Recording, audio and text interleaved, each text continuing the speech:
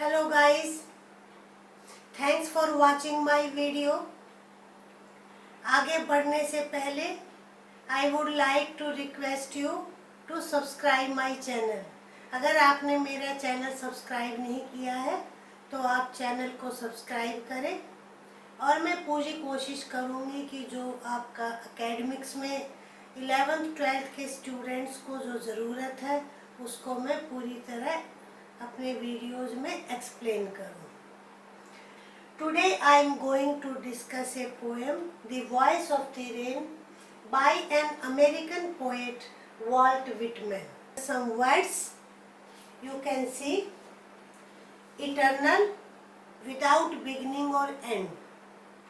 उसको हम eternal कहेंगे, जो हमेशा रहता है. Impalpable, that can't be touched.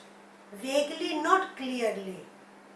Descend, come down or go down. Lave, wash. Droughts, सूखे को कहते हैं. Wrecked, here wrecked means changed. Little meaning of wrecked is destroyed, but here wrecked, changed or unwrecked, unchanged. Let us discuss the poem. And who art thou, said I to the soft falling shower. Now you see, it is a dialogue between poet and rain. Soft falling shower, here rain. The poet is asking a question to the rain, who are thou?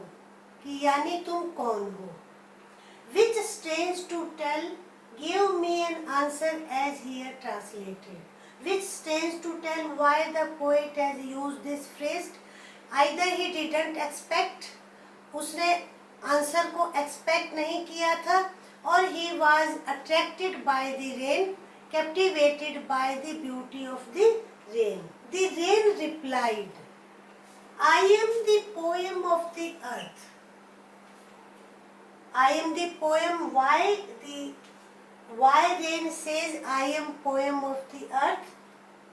As a poem gives pleasure and joy to the reader, the rain also gives joy and pleasure to the people on the earth. That's why it says I am the poem of the earth, said the voice of the rain.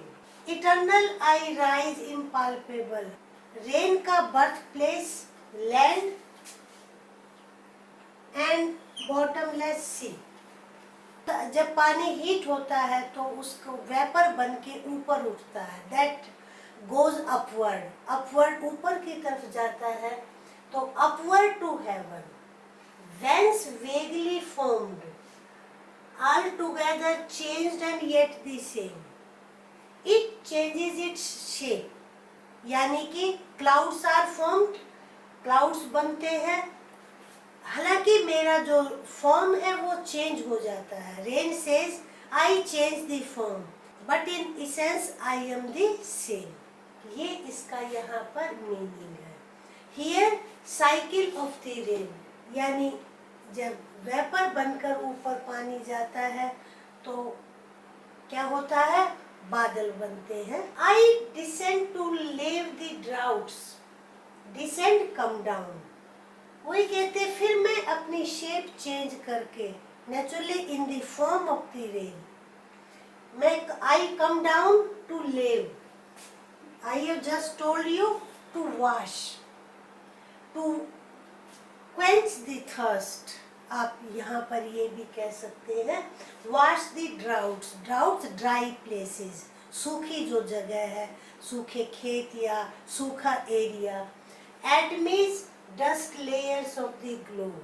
यानी rain says कि मैं जमीन पर सूखी जगह के छोटे छोटे जो कण हैं, डस्ट लेयर्स है, मैं उनको सेटल करती हूँ और प्यास बुझाती हूँ.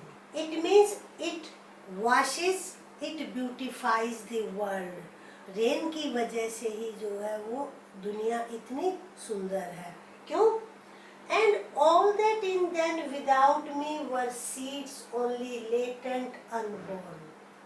उसका एक और फंक्शन है अकॉर्डिंग टू रेन, कहते मैं ना हूं तो सीड्स क्या रहे, बीज, सीड्स बीज, वो बीज बीज ही रहे जो कि जमीन के नीचे हम बोते हैं, चाहे प्लांट्स के लिए चाहे हम ग्रेन के लिए, वो सीड सीड ही रहे। सीड्स कब स्प्राउट होते हैं, when rain comes. It means rain gives life to the people, to every creature on the globe and forever by day and night। और ये प्रोसेस क्या है, कंटिन्यूस चल रहा है रेन का। I give back life to my own origin। Origin of rain is land and sea। It comes down and gives life to all creatures on the land and sea। और उसी की वजह से हमारी जो जिंदगी है वो चलती है। And make pure and beautify it. I wash the things, I quench the thirst of the creature and because of me the earth is beautiful. और मैं सुंदर इनको बनाती हूँ। यानी रेन के 3 फंक्शन हैं। It makes pure, it beautifies the world and it gives life to the creatures। और सब प्राणियों को ये जीवन देती है। ये आपकी poem, you see here colon, it means these are the words of the rain। ये रेन के वर्ड्स हैं, डायलॉग है ये। Now 2 lines are in bracket। Here the bracket is significant। For song issuing from its birthplace after fulfillment, wandering wrecked or unwrecked, duly with love returns। For song, just as a song issues from its origin, from its birthplace, it wanders in the world। It means it gives pleasure and joy to the other people।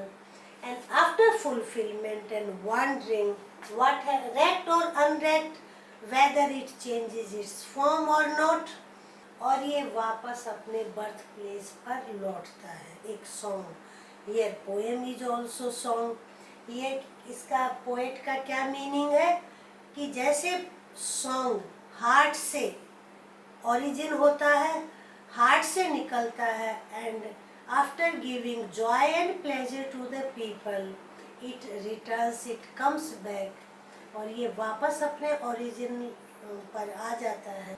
उसी तरह rain rises from its birth place, from its origin and comes down, और फिर दोबारा से वो अपने place पर आ जाती है एंड फुलफिल्स इट्स फंक्शन, और अपने काम को वो पूरा करती है। Why the poet has given these lines in bracket? Because song has not immediate connection with the rain। That's why he has put these words separately, और उसने उसको separately रखा। This is your poem।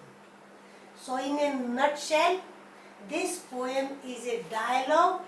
ये dialogue है poem।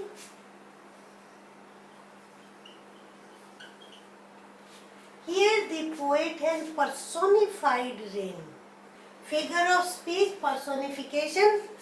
And when we treat a non-living things as living things, that's called personification। Here rain has been personified।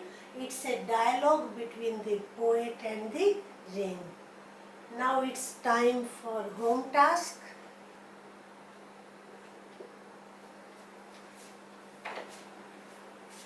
These are 2 questions, I hope you will answer। What is the origin of rain? I am the poem of the earth। This is statement। Who is I here and in what sense it call itself the poem of the earth। ये आपकी poem है। I hope you enjoy the video। और for questions, open the link given below। I have given some important questions, and बंद करने से पहले video को like करें, अपने फ्रेंड्स के साथ शेयर करें और चैनल को सब्सक्राइब करें। Thank you.